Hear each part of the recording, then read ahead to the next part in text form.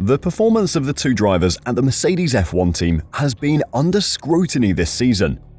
There has been a lot of surprises at the performance difference between George Russell and Lewis Hamilton, especially in qualifying, where George has outqualified Lewis 8-1 for Grand Prix so far this season.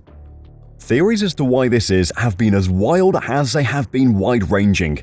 From a lack of motivation to setup mistakes due to being sidelined to Mercedes turning down Hamilton's engine power, rumors have covered every possible base. However, an email sent to F1 media, supposedly from a Mercedes team member, has thrown petrol onto the smoldering fire by claiming that Mercedes team members loyal to Lewis are sick of the team sabotaging the 7-time world champion and outlined how they're doing it. Today, I'll check out the shocking claims, whether there could be any truth behind them, and what it means for the Mercedes team. So, don't go anywhere. Turmoil has been brewing in Mercedes for a while now.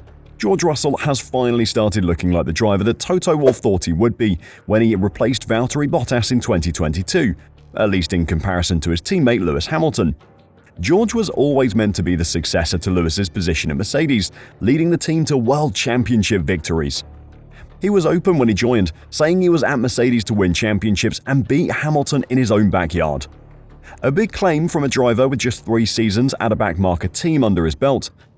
Of course, he was always going to have a few seasons alongside Hamilton first, a chance to learn from the most successful driver in F1 history, find out what makes him so good, and then try to replicate it in his own way. This year, it appears that apprenticeship is starting to come to its end. Russell has outqualified Hamilton 8-1 so far this season, 9-2 if you count sprint qualifying.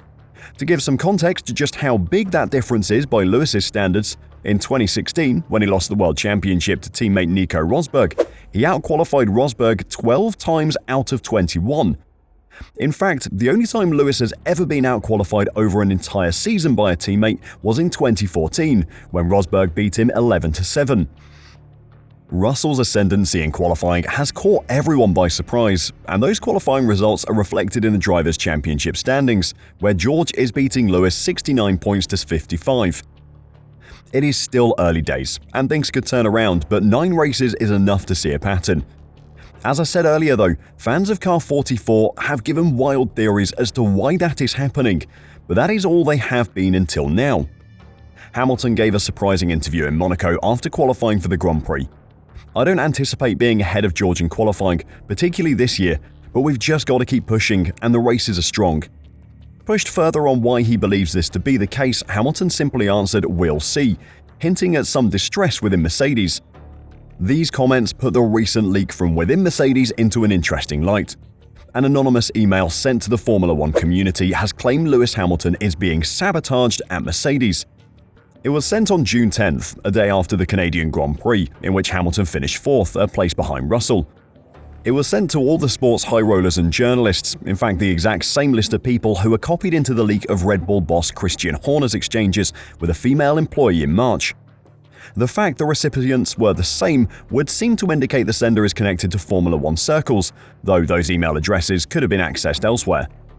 A number of journalists have also reported receiving a WhatsApp message from an anonymous sender, repeating the fact that Hamilton is being sabotaged.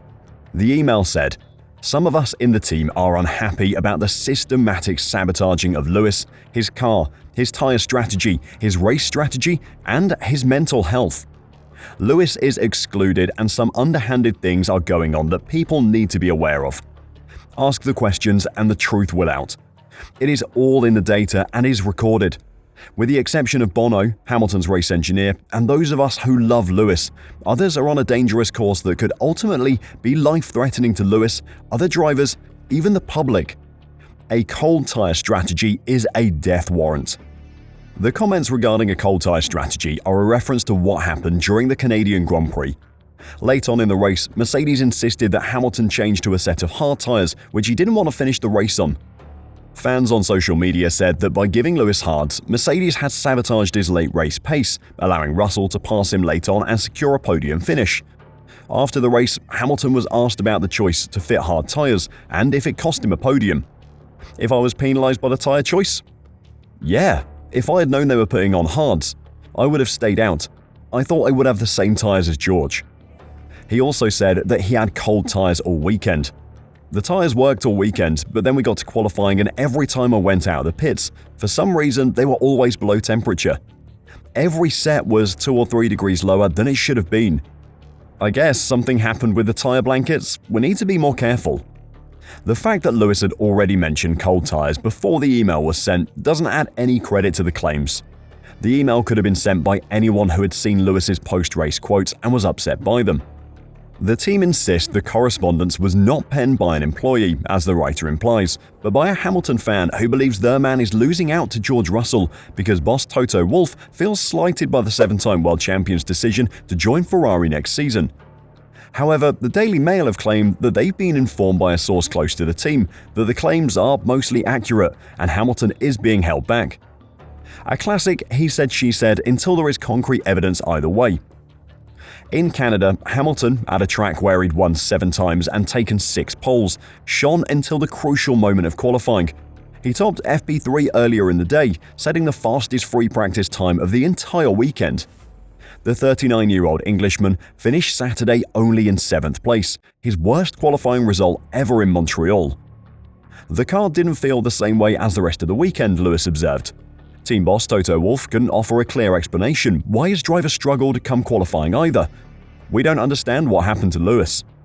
The question to ask is, are Mercedes actively hindering Hamilton, or is this the normal treatment of an F1 driver about to leave a team just having an impact on his performance? Certainly, the tyre temperature thing is a surprise. There is an engineer who monitors tyre blanket temperatures and can adjust them to make sure the tyres and rims are the right temperature when they go on the car. So to have tyres which are going on cold every time is a worry. However, it is normal for a driver to be sidelined as they're coming to the end of a contract. They get excluded from development meetings to make sure they don't have inside information to take to a new team. They get upgrades second, like with the new front wing. They miss out on important information. All of that is completely normal though. Could any of that be called sabotaging?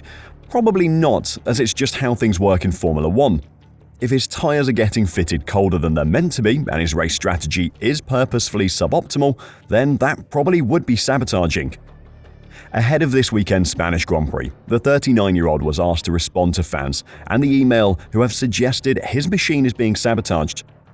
"They know that if you look down the years, we've been a strong team and worked hard together," said Hamilton, who revealed that he'd not seen the email in question. "It is easy to get emotional. I only commented on the last race, for example, just about my performance. We need support, not negativity." Russell has been receiving a lot of abuse from Hamilton fans on social media since Monaco, and Lewis went on to ask his fans to not do that, saying that George is doing nothing but his best for the team. In response to the abuse George's social media had been seeing, Russell said, "I have a team that looks after my social media. I don't look on Instagram or Twitter, to be honest. The comments are not something I've seen. I've heard about it, and it's never nice to hear, but that is the world we live in at the moment, and unfortunately, any person in the public eye is facing it."